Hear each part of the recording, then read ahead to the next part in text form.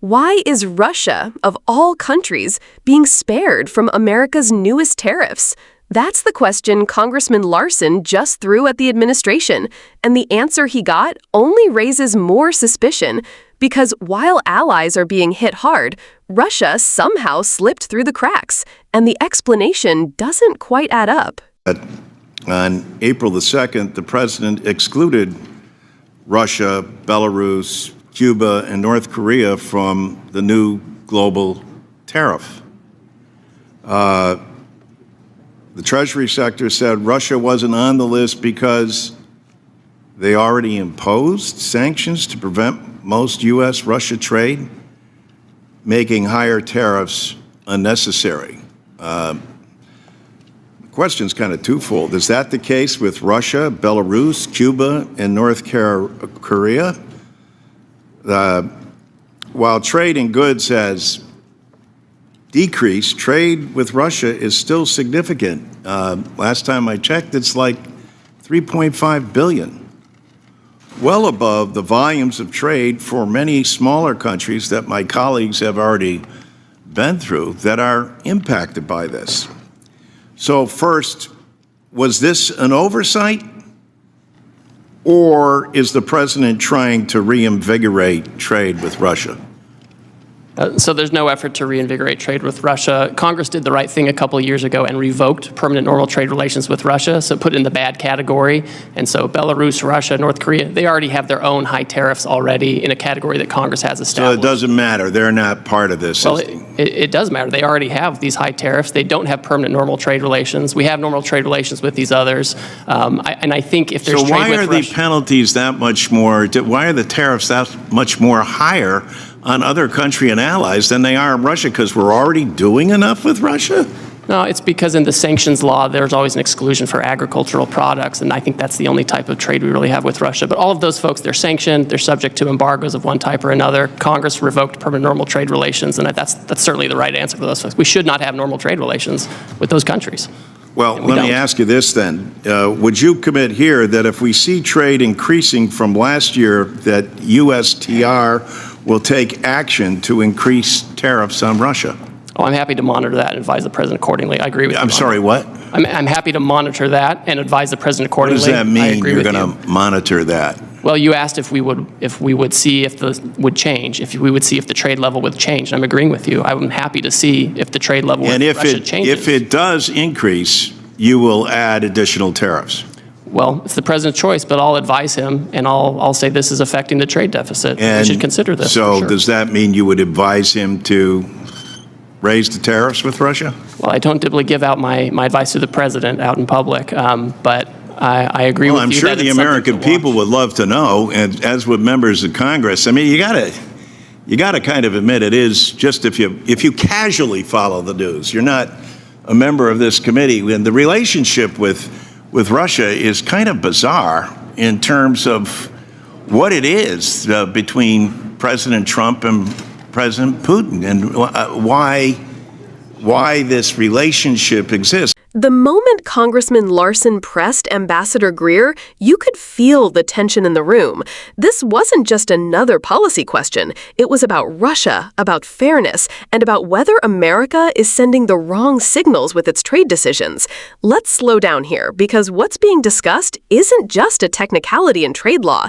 It cuts into something much bigger: how the U.S. balances punishment of adversaries, protection of its own economy, and fairness toward allies. On April 2nd, the administration rolled out sweeping new tariffs, a blanket set of rules meant to cover nearly 50 countries. But 4 nations were left off the list: Russia, Belarus, Cuba, and North Korea. Now, on the surface, the reasoning sounded airtight. The Treasury and trade representatives said those countries were already under heavy sanctions, so piling on tariffs would be redundant. Russia, in particular, they argued, has already been punished after Congress revoked its permanent normal trade relations in response to the invasion of Ukraine. In other words, Russia already sits in the bad category. But here's the wrinkle Larson wouldn't let slide. Even with sanctions, U.S.-Russia trade hasn't disappeared. It's still in the billions, around $3.5 billion to be exact. That's a larger trade volume than some of the smaller countries that were slapped with tariffs. So why spare Russia when allies and smaller economies are facing higher costs? This is where policy collides with perception, because in the public eye, it doesn't matter whether you call it a sanction or a tariff. What matters is whether adversaries are being hit just as hard as friends. When ordinary Americans hear that Canada or Mexico might face tariffs, but Russia, of all places, is somehow excluded, it raises eyebrows. And it should. It makes the administration look inconsistent at best and suspicious at worst. Greer tried to clarify. He said it wasn't about favoritism, but about legal categories, that Russia's trade is already limited to certain areas, mostly agricultural products, and that sanctions are doing the heavy lifting. But Larson's line of questioning went deeper. If Russia's trade numbers start creeping up again, will the administration be willing to act? Will they increase tariffs to keep the pressure on? And here's where the ambassador hesitated. He said he'd monitor the situation, that he'd advise the president, but he stopped short of committing, stopped short of saying outright, yes, we will raise tariffs on Russia if trade increases. That pause, that reluctance is telling, because in politics, it's often not what's said that matters most. It's what isn't.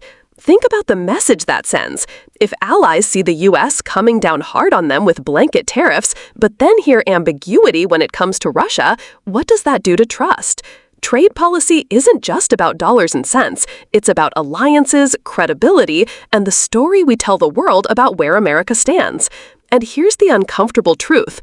This exchange shines a light on a long-running shadow over U.S. politics, the perception of a strange, almost guarded relationship between Trump and Putin. When the administration shows hesitation to apply equal pressure, even in the economic arena, it adds fuel to that fire. Allies wonder if America is being even-handed, and citizens at home wonder if there are hidden motives. So this isn't just a fight over tariffs or sanctions. It's about whether trade policy is being used consistently or selectively. Are tariffs really a tool to protect American industries, or are they becoming a political weapon, aimed where convenient and withheld where uncomfortable? For workers, farmers, and small businesses who are already feeling the pinch of tariffs on imports, these inconsistencies matter. They want to know, why should they bear higher costs while Russia gets a pass? And for those watching globally, it raises a bigger question. Is America leading with principle or with politics? That's why Larson's question cuts so sharply, because when it comes to adversaries like Russia, ambiguity can be dangerous. The world is watching, and even small signals, like who gets included on a tariff list, can shift how allies and enemies read American resolve. And that's the real lesson here. Trade isn't just economics. It's diplomacy, it's credibility, it's leverage. And if America applies it unevenly, it risks weakening its own hand right when it needs strength the most. So I'll leave you with this. Do you think Russia was deliberately spared here, or was it really just a technicality in trade law? Because the answer to that question doesn't just tell us about tariffs, it tells us about America's foreign policy priorities, and about the kind of message we're sending to the world. If you found this breakdown helpful, don't just scroll past. Hit subscribe, turn on the bell, and stay tuned for more. Because when it comes to politics, the headlines are only the surface.